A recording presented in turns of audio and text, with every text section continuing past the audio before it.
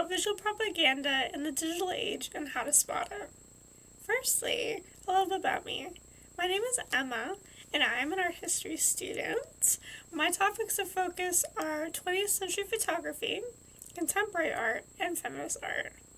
Today, I will pass on some tips and tricks I have learned while studying art history, which apply to the visual information we consume every day. I'm interested in this topic because in the digital age, we are surrounded by images and consumed by visual cultures. I don't want to simply look. I want to understand and critically consume these images. And I want this for you too. You deserve to have the ability to have your own agency, to know who's trying to influence you, and to make your own opinions and decisions. Firstly, what is propaganda? It is defined by information, especially of a biased or misleading nature, used to promote or publicize a political cause or point of view. When we think of this word, we might think of a political and governmental propaganda like posters from Nazi Germany, or government-sponsored military movies even, but here I will show you other examples, including one from a social activist. So, firstly, I will go over the historical examples, and then I'm going to zoom in on an overview of visual analysis, and then we'll go over how this can help you today on social media to avoid misinformation. The first example of propaganda being used in history comes from the article Propaganda on the Picture Postcard, which details how the picture postcard's propaganda potential was realized very early on during the postcard boom in the early 20th century. To quote, "The appeal to patriotism lay behind the production of postcards depicting the head of state, army parades and maneuvers, ships, leading generals and admirals that were common to all the important countries." Here, we can see a mass-produced image before we had social media to spread the message. An everyday citizen who would see a postcard like this would think of their political leader as a strong captain who could lead their country through rough waters. Next, my second example is from China during the Cultural Revolution in the 1960s. There were propaganda posters which used traditional woodblock style. The subject and messages changed frequently with the political climate at the time. The poster says, "Smash the old world and build a new one." The figure can be seen crushing symbols under his boot of the old traditions in China in favor of the communist regime. The strong figure is leading the crowd behind him. It shows the regime as a force to be reckoned with, and the audience will see that there's a crowd of people cheering him on. My last example is from a non-governmental perspective, social activist posters in the 80s pop art era.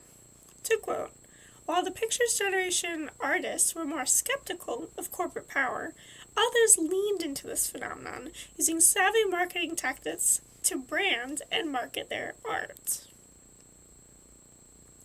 So in art historical visual analysis, there are a couple steps. We need to identify the visual elements, situate it into historical context, then use both of these aspects to create a nuanced analysis and thesis. I will use Barbara Kruger's piece, "Your Body is a Battleground," made in 1989, as an example. We'll start identifying the visual elements like line, shape, form, space, value, color, texture, composition, and more. There's a lot going on. So, Your Body is a Battleground has two halves of a photograph as the main subject. The photograph is in black and white and inverted, and the thick lines on either side are bright red. The main text in the center is white, highlighted by the same bright red. The text reads, "Your Body is a Battleground." That's why it's called that. So the piece is symmetrical, with the two red lines reflecting inwards towards the inverted half foot of a woman. The woman is directly confronting the viewer through her eyes and the text speaking for her. This piece uses photography and graphic design principles to send a feminist message. It was produced by Kruger for the Women's March on Washington in support of reproductive freedom. The language used and the confrontational element shows that she's speaking directly to the women with a call to action to fight and to not be complacent. The poster uses text and bright color contrasting with the black and white to simulate an advertisement that would be seen at this time. Kruger exemplifies how propaganda uses capitalistic and consumerist visual language in order to appeal to viewers and gain attention. She chose not to fight against, but work with the hyper-commercialization at the time. If it can be a brand, the idea can be sold. So, that was a tidbit of what we do in art history. Next, I want to emphasize how disinformation is different from what we just talked about now in the online forum. These postcards and posters were in real life and took time and money to reproduce and distribute. Online, images spread and become misinterpreted faster than a blink of an eye. A modern example of visual propaganda is from Trump in the 2024 election. Trump reposted several generated photos of women with Swifties for Trump t-shirts and deepfakes of Taylor Swift supporting his political campaign. The Guardian stated, the former U.S. president was amplifying the work of a murky nonprofit with aspirations to bankroll right-wing media influencers and a history of spreading misinformation. We are watching the rise of these politicians and companies utilizing generative artificial intelligence to manipulate and further influence their digital audience. This will continue the massive wave of digital misinformation on social media until there is government regulation introduced. At face value, celebrity deepfakes might not appear to be dangerous, but it is important to acknowledge how these images came to Trump's page. Although a far-right group created the images using AI, so he didn't generate them himself, the generated images were able to reach his side of Twitter and his campaign and his followers. I also learned why misinformation prevails on social media in the USC article by Pamela Madrid. Madrid describes social media platforms as video games with reward systems for sensational, eye-catching information.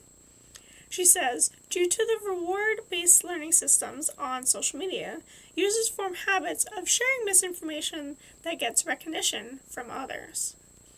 This USC research explains why misinformation is spread so rapidly on social media. This means that we're already fighting against the algorithms, even if we are trained in avoiding negativity and misinformation. I found this research interesting because their findings append popular misconceptions that misinformation spreads because users lack critical thinking skills that we just learned, necessary for discerning truth from falsehood, or because their strong political beliefs skew their judgment. In our overconsumption of media, it becomes more difficult to notice imaging, editing, or AI photos. These photos might be presented as truth, like the posters before, and we will subconsciously accept it unless we sit for a second and examine the sources. We must be conscious of these influences in order to work against the rush that the game of social media will give to spread misinformation that causes real-life harm. So, what's next? So beyond the visual analysis to determine the intended message, how else can we identify if the provocative photos we find online are truth or false? In a factcheck.org article that I found, I learned that some false news sites use slightly altered URLs of real news sites, and that satirical news sites will often have a disclaimer, but you have to look for it a little bit.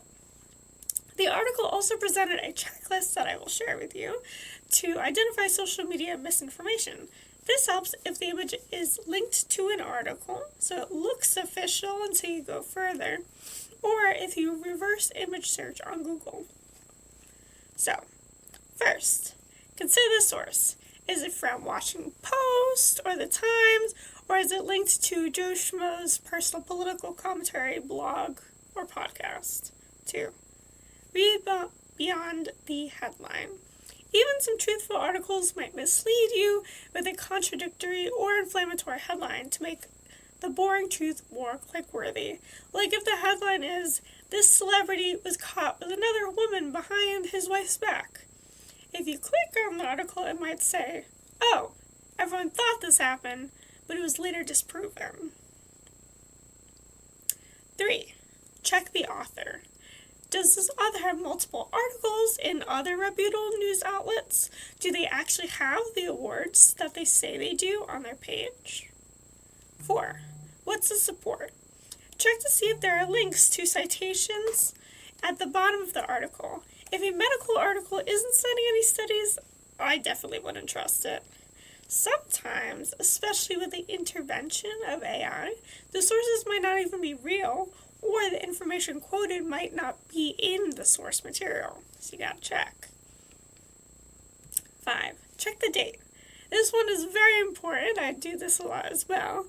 The information might be true for the time it was published. Some false stories aren't completely fake, but rather distortions of real events. These claims can take a legitimate news story and twist what it says, or even claim that something that happened long ago is related to current events. 6. Is this some kind of joke? Like I said before, are you sure this isn't a satirical website that someone's trying to pass off as truth? You won't know until you click and investigate further. 7. Check your biases.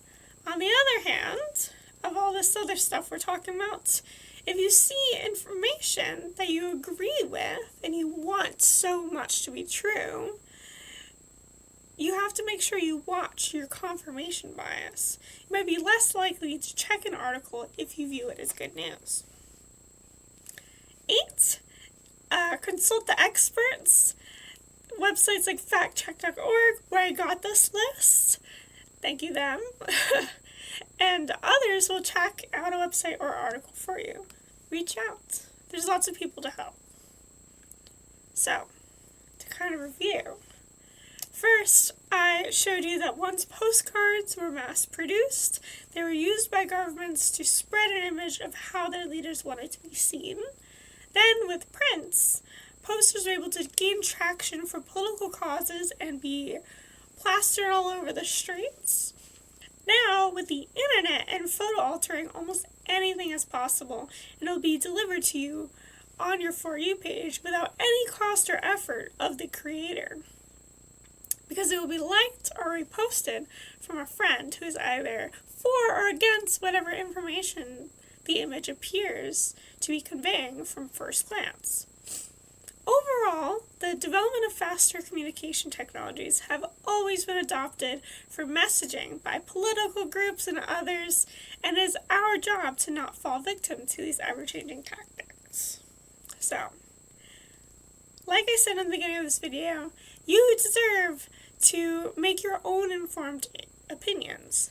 Why would you let someone tell you what to think? So I'll tell you what to think. Something to think about is when you find yourself taking an image online at face value.